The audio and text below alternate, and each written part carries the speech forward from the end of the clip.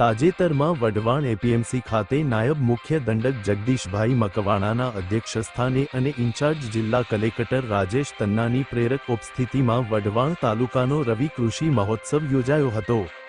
આ પ્રસંગે સંબોધન કરતા નાયબ મુખ્ય દંડક જગદીશભાઈ મકવાણાએ જણાવ્યું હતું કે રાજ્યના ખેડૂતોનું કૃષિ ઉત્પાદન વધારવાના ઉદ્દેશ્ય સાથે રાજ્ય સરકારે વર્ષ 2005માં કૃષિ મહોત્સવની શરૂઆત કરાવી હતી।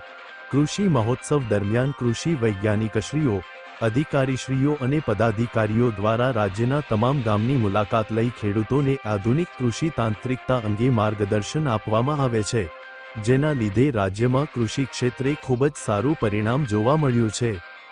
જ્યારે જિલ્લા કલેક્ટર રાજેશ તન્નાએ ખેડૂતોને પ્રાકૃતિક ખેતી તરફ વળવા અપીલ કરવાની સાથે સરકારશ્રીની વિવિધ ખેડૂતલક્ષી યોજનાઓની સહાય લેવા જણાવ્યું હતું। સમગ્ર કાર્યક્રમનું આયોજન જિલ્લા પંચાયત સદસ્ય અમૃતભાઈ ડાભી, ખેતીવાડી ઉત્પન્ન બજાર સમિતિના ચેરમેન રામજીભાઈ ગોહિલ, તાલુકા પંચાયત સદસ્ય નટુભાઈ, ઘનશ્યામભાઈ, જિલ્લા ખેતીવાડી અધિકારી શ્રી મુકેશ પરમાર સહિત મોટી સંખ્યામાં હાજર રહેલ ખેડૂતોની ઉપસ્થિતિમાં કરવામાં આવ્યું હતું।